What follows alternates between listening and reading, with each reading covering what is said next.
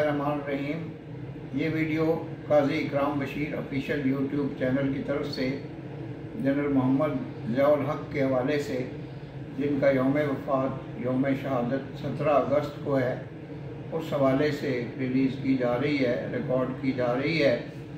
General Mohammad Ziaul हक ने 5 जुलाई 1970 को जनाब ज़ुल्फ़िकार अली भुट्टो की हुकूमत का तख्ता उलट के इक़्तिदार संभाला और पूरे मुल्क में मार्शल लॉ का नफाज अमल में आ गया।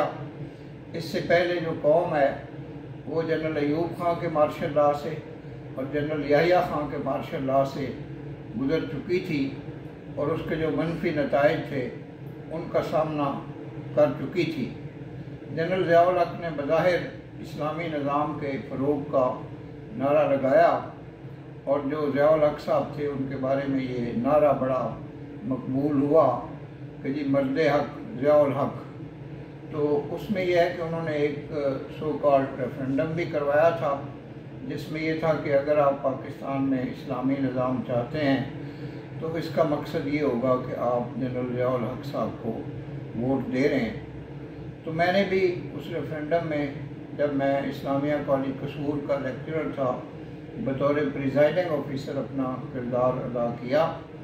लेकिन मैं ये देख के हैरान हो गया कि 1 घंटे बाद जो डिप्टी प्रिजाइडिंग ऑफिसर थे उन्होंने मुझे रिपोर्ट दी कि जनाब काम मुकम्मल हो गया हुआ है। तो मैंने पूछा भाई कौन सा काम मुकम्मल हो गया है? तो उसने कहा जी ये हदायत हमें जारी की गई थी, ये आपको जारी नहीं की गई थी। तो हमने अक्सरियत जो है उसके वोट जो हैं उनको भुगता दिए।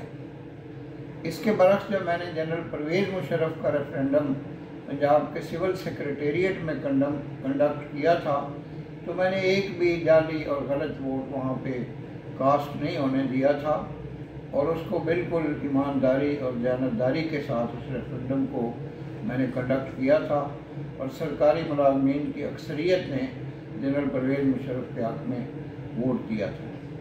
जहाँ तक जनरल ज़ियाउल हक का ताल्लुक़ है तो उनके दौरे हुकूमत में बहुत से आला इक़दाम भी हुए और उन्होंने क्रिकेट डिप्लोमेसी के ज़रिए इंडिया की जो जारहाना सरगर्मियाँ थीं उनको कंट्रोल किया और इंडिया वालों को ये बावर करवाया कि अगर पाकिस्तान ने एटम बम चला दिया तो पूरा हिंदू धर्म जो है वो सारी दुनिया में ख़त्म हो जाएगा। तो इसलिए आप थोड़ा सा सोच समझ के चलें और आप पाकिस्तान को एक मामूली ताकत ना समझें, ये एटमी ताकत है।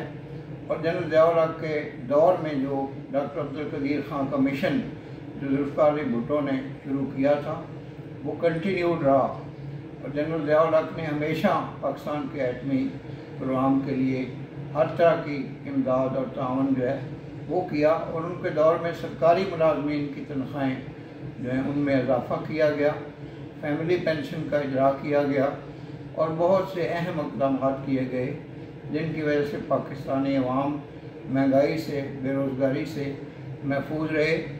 अगरचे जो उनके दौर पे एक शहादत है वो जनाब ज़ुल्फ़िकार अली भुट्टो की शहादत और एक अदालती अमल के ज़रिए से उनको फांसी के तख्ते तक पहुँचाने का है, लेकिन भुट्टो जो है उसकी सियासत कभी ख़त्म नहीं हो सकी और वो पाकिस्तानी अवाम के दिल से उनको निकाला नहीं जा सका। तो ये कंट्रोवर्शियल एक किस्म का सिलसिला था, डिसीजन था, लेकिन बहरहाल बहैसियत मजमूई जनरल ज़ियाउल हक ने 11 साल तक पाकिस्तान पे हुकूमत की और बाद में एक जमहूरी निज़ाम को भी इस्टेब्लिश करने की कोशिश की, क्योंकि तादेर जो है जमहूरी क़ुव्वतों के सैलाब को रोका नहीं जा सकता था। पर इस मौके पे जबकि 17 अगस्त को जनरल ज़ियाउल हक का यौम वफ़ात है और उनके जो हामी हैं वो उसको यौम शहादत करार देते हैं, तो मैं जनरल ज़ियाउल हक साहब को उनकी जो मस्बत खिदमात हैं उनको खराज तहसीन पेश करता हूँ और अगर उनसे कोई गलतियाँ और कोताहियाँ हो गई तो अल्लाह ताला की बारगाह में मुल्तमस हूँ कि इस मर्द हक को माफ़ कर दिया जाए। वमा अलैना इल्लल बलागुल मुबीन।